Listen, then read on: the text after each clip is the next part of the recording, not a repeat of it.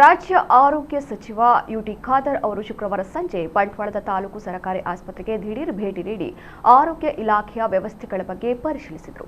ಆಸ್ಪತ್ರೆಗೆ ಆಗಮಿಸಿದ ರೋಗಿಗಳ ಜೊತೆಗೆ ಮಾತುಕತೆ ನಡೆಸಿದ ಅವರು ಆಸ್ಪತ್ರೆಯ ಆರೋಗ್ಯ ಅಧಿಕಾರಿಗಳ ಜೊತೆಗೆ ವರದಿ ಪಡೆದುಕೊಂಡರು.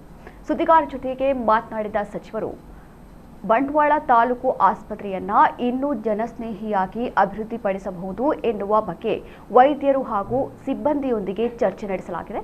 ಇಲ್ಲಿ 12 ವೈದ್ಯರು, 25 ಡಿ ಗ್ರೂಪ್ ನೌಕರರು, 27 ನರ್ಸ್ಗಳಿದ್ದಾರೆ. ಡಯಾಲಿಸಿಸ್ ಕೇಂದ್ರ ಪೂರ್ಣ ಪ್ರಮಾಣದಲ್ಲಿ ಕಾರ್ಯನಿರ್ವಹಿಸುತ್ತಿದ್ದು ತಿಂಗಳಿಗೆ 50 ರಿಂದ 60 ಆರ್ಥೋ ಆಪರೇಷನ್ಗಳು ಆಗುತ್ತಿವೆ ಎಂದರು. ತಾಲೂಕು ಆಸ್ಪತ್ರೆಯ ವೈದ್ಯಾಧಿಕಾರಿ ಡಾಕ್ಟರ್ ದಿನೇಶ್ ಕಾಮತ್ ಹಾಗೂ ಇತರ ವೈದ್ಯರು, ಸಿಬ್ಬಂದಿ ಉಪಸ್ಥಿತರಿದ್ದರು. ಇನ್ನು ಚಂದ್ರಹಾಸ್ ಆರ್ ಕರ್ಕೇರ, ಬೇಬಿ ಕುಂದರ್, ಅಬ್ದುಲ್ ರಜಾಕ್ ಕುಕ್ಕಾಜೆ ಸೇರಿದಂತೆ ಮೊದಲಾದವರಿದ್ದರು. ಬಹುಶಃ ಇಲ್ಲಿ ಎಲ್ಲ ವೈದ್ಯರ ಜೊತೆ ಸಿಬ್ಬಂದಿನ ಚರ್ಚೆ ಮಾಡಿಕೊಂಡು ಈ ಆಸ್ಪತ್ರೆಯನ್ನು ಇನ್ನಷ್ಟು ಜಾಸ್ತಿ ಇಂಪ್ರೂವ್ಮೆಂಟ್ ಹೇಗೆ ಮಾಡಬಹುದಂತೇಳಿ ನಾವು ಇವತ್ತು ಚರ್ಚೆ ಮಾಡಿದ್ದೇವೆ. ಬಹುಶಃ ಒಂದು ತಂಡವಾಗಿ ಕೂಡ ಕೆಲಸ ಮಾಡಲಿಕ್ಕೆ ನಾವು ಸೂಚಿಸಿದ್ದೇವೆ. ಬಹುತೇಕ ಎಲ್ಲ ವೈದ್ಯರು ಈ ಒಂದು ಆಸ್ಪತ್ರೆಯಲ್ಲಿ ಇದ್ದಾರೆ.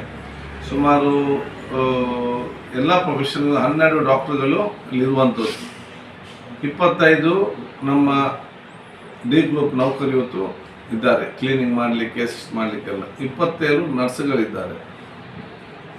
ಡಯಾಲಿಸಿಸ್ ಫುಲ್ ಟೈಮ್ ಇವತ್ತು ಹೈಯೆಸ್ಟ್ 88 ಜನರಿಗೆ ಡಯಾಲಿಸಿಸ್ ಆಗ್ತಾ ಇದೆ. ತಿಂಗಳಿಗೆ ಸುಮಾರು 50 ರಿಂದ 60 ಆರ್ಥೋ ಇವತ್ತು ಆಪರೇಷನ್ ಇವತ್ತು ಆಗ್ತದೆ.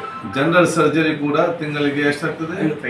50 ಸಣ್ಣ ಜನರಲ್ ಸರ್ಜರಿ ಏನು ತಾಲೂಕು ಮಟ್ಟದ ಒಂದು ಸರ್ಜರಿ ಆಗಬೇಕಾ, ಆ ಒಂದು ಇದು ಕೂಡ ಇವತ್ತು ಆಗ್ತಾ ಇದೆ.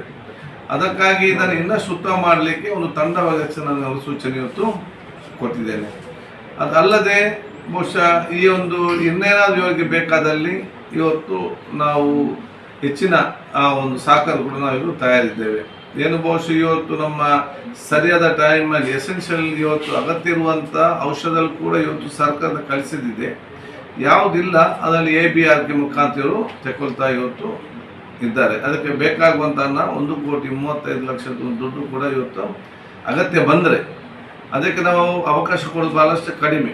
ಅಲ್ಲಿಂದ ಕೆಲವು ಕಾರಣ ತಡವಾದ, ಈ ಕಳೆದ ವರ್ಷ ಸ್ವಲ್ಪ ತಡವಾದ ಕಾರಣ ಬಹುಶಃ ಇದು ತಗೋಬೇಕು. ಮುಂದಿನ ವರ್ಷ ಕೂಡ ಈಗಾಗಲೇ ನಾವು ಬೆಂಗಳೂರಿನಲ್ಲಿ ಅದಕ್ಕೆ ಬೇಕಾದ ಸಿಸ್ಟಮ್ ಮಾಡಿ ಇನ್ನು ಯಾವುದೇ ತಡವಾಗದ ರೀತಿಯಲ್ಲಿ ಮುಂದಿನ 3-4 ತಿಂಗಳೊಳಗಡೆ ಇದೆಲ್ಲ ಕೂಡ ಸರಿಪಡಿಸಿಕೊಂಡು ಹೋಗುವಂಥ ಎಲ್ಲ ಒಂದು ಸಿಸ್ಟಮ್ ಮಾಡಿದಾಗ ಆ ಒಂದು ಅನುದಾನ ಕೂಡ ಉಳಿತಾಯ ಆಗ್ತದೆ.